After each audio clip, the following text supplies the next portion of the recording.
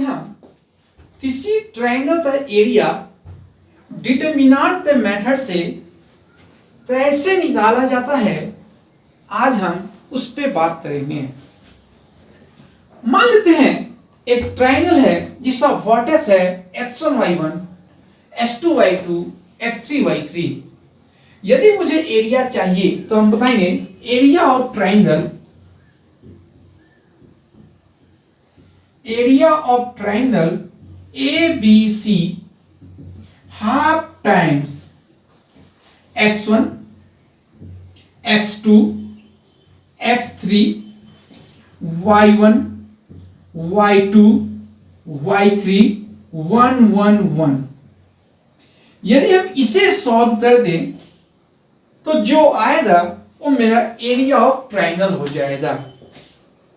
लेकिन हमने ये भी देखा है कि डिटरमिनेंट का आंसर नेगेटिव भी आ सकता है।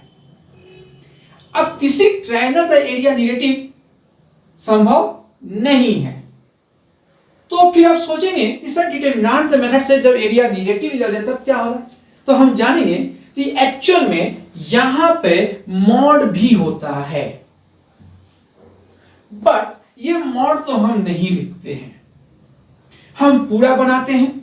यदि आंसर नेगेटिव आया तो हम उस पे मॉड डालते पॉजिटिव बना देंगे। तो ये मॉड हम लिखते नहीं है, बस तब लिखते हैं जब इसका सॉल्यूशन कैलकुलेशन नेगेटिव आया तो हम मॉड डालते जाते सो पॉजिटिव बना देते हैं। Note down.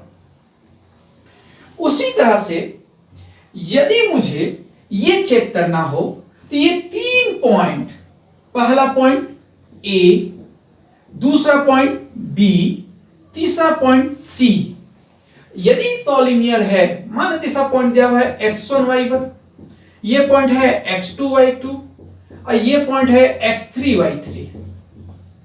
यदि कोई 3 पॉइंट एक लाइन पे आ जाए तो हम लोग उसको बोलते हैं वो कॉलिनियर है। यदि हमको ये प्रूव करना हो डिटरमिनेंट द मेथड से तो हम क्या करेंगे? जैसे सोचिए, क्या ये तीनों पॉइंट जब एक लाइन पे है तो ट्रायंगल बनेगा? नहीं बनेगा। जब ट्रायंगल नहीं बनेगा तो एरिया क्या होगा सर? 0 होगा। तो हम ऐसा बोल सकते हैं फोर कॉलिनियर, अगर ये कॉलिनियर है तो हम बोल सकते हैं x1, x2, x3, y1, y2, y3, 1 1 1।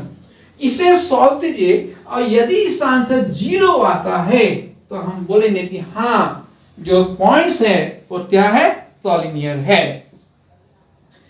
उसी तरह से यदि और आपसे पूछा जाए कि मान लीजिए एक लाइन है, ये लाइन है A और B, हम ऐसा बोले ये लाइन का 2 पॉइंट दिया हुआ है x1y1 और दूसरा पॉइंट है x2y2। यदि मुझसे इस लाइन का इक्वेशन पूछा जाए by the method of determinant तो हम वो भी बदला सकते हैं। जैसे हम बोले equation of line AB, equation of line AB। तो अब यहां पे जब इक्वेशन ढूंढना है AB का तो हम ना एक पॉइंट इस पे लेट करते हैं, let point P x y। अब ये सोचिए, क्या ये तीनों पॉइंट एक लाइन पे है?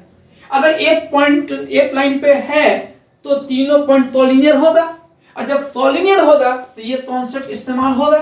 तो आप इसे डाल देंगे क्या भाई? तो हम बोल सकते हैं यहाँ पे x1, x2 तो यहाँ कौन हो जा रहा है? x, फिर x2, फिर y1, y, y2, 1 1 1 equal to 0। इसे सॉल्व कर दीजिए, जो आएगा वो इस लाइन का इक्वेशन हो जाएगा। Write down. अब हम बढ़ते हैं आगे। इस फॉर्मूले का इस्तेमाल हम कैसे करते हैं जैसा आप लोग देखते चलिए। मान लेते हैं, नोट कर लिए, मिटा दूं? चलिए, मान लेते हैं कि मेरे पास, हम ऐसा बोले यूजिंग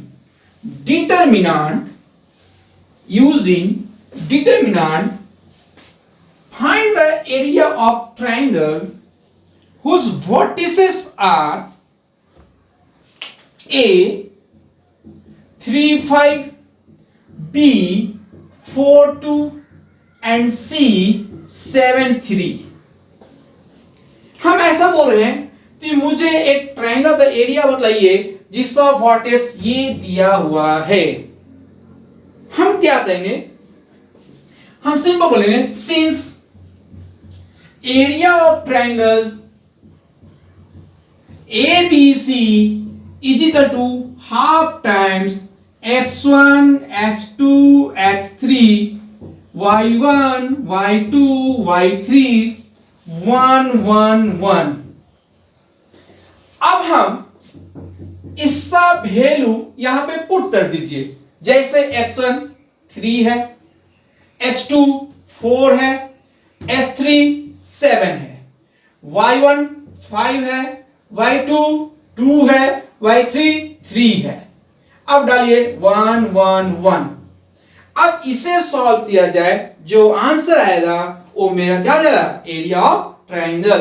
फॉर एग्जांपल मैं सॉल्व कर रहा हूं फटाफट इसे, तो ये 1/2 3 तो ले लिया, इसे छोड़ा 2 3 1 1 -5। अब ये छोड़ा 4 7 1 1। अब +1, ये छोड़ा 4 7 2 3। अब आप इसे सॉल्व कर दीजिए, तो ये हो जाएगा 1/2 3 into 2 - 3 4 - 7 4 3 are 12 - 14। अब 1/2 इसे सॉल्व किया क्या, -1 तो क्या हुआ -3 तो माइनस प्लस 5 3 जा 15 -2। अब 3 and 2 5, तो यहां हो जाएगा 1/2 into what 10, क्या आ जाएगा 5। एरिया ऑफ ट्रायंगल किसमें होता है, तो हम लिख देंगे यहां पे square units. Write down fast. तो किसी भी ट्रायंगल का एरिया हम निकाल सकते हैं by the help of determinant. क्या इजी है? चलिए, इसी तरह से यदि मुझे बोला जाए कि सर आप प्रूफ कीजिए कि ये तीनों पॉइंट क्या है, कॉलिनियर है, तो हम कैसे कॉलिनियर प्रूव करते हैं, जरा ये भी समझते हैं। आइए देखता हूं, मैं मिटा दूं। आइए राइट डाउन।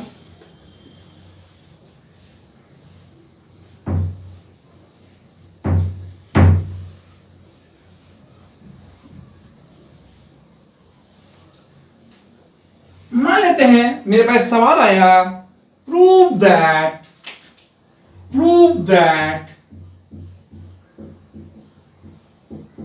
the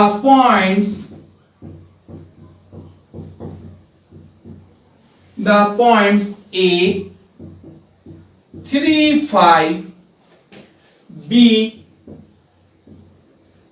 इससे मैं 2 बढ़ जाए, ऐसा करता हूं, इससे मैं 3 बढ़ जाता हूं, तो ये हो गया 8, और इससे मैं बढ़ गया, इससे 3 बढ़े तो इससे 2 बढ़ते हैं, मानते चलिए, या 4 बढ़ जाते हैं, तो ये क्या हुआ 7। एंड C, फिर उसी तरह से कितना बढ़े, 3 बढ़े, तीसरा 3 11, कितना बढ़े 4, तो यहां भी 4 बढ़ते हैं 11। बोले प्रूफ कीजिए कि ये पॉइंट्स कॉलिनियर है, आर कॉलिनियर।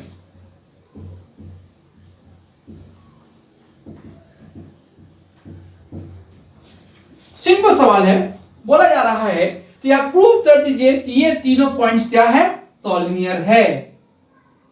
हम कैसे इसे प्रूव कर सकते हैं कि ये पॉइंट कॉलिनियर है, जरा आता हूं, मैं दिमाग लगाता हूं इस पे, 1 मिनट थोड़ा सा। आइए, हेलो, मान लीजिए मेरे पास ये जो सवाल था इसे प्रूव करना है कि ये पॉइंट्स क्या है, कॉलिनियर है। थोड़ा सा सॉरी, बीच में कॉल आया था, उसी तो रिसीव करने में था प्रॉब्लम हुई, ठीक है, कोई बात नहीं, कंटिन्यू हम लोग चल रहे थे, उससे ही चले जाते। चलिए कोई बात नहीं। हम सिंपल से देखेंगे, ये पॉइंट तो हमको कॉलिनियर प्रूव करना है, तो कॉलिनियर के लिए हमने क्या पढ़ा है, तो fourth collinear solution, fourth collinear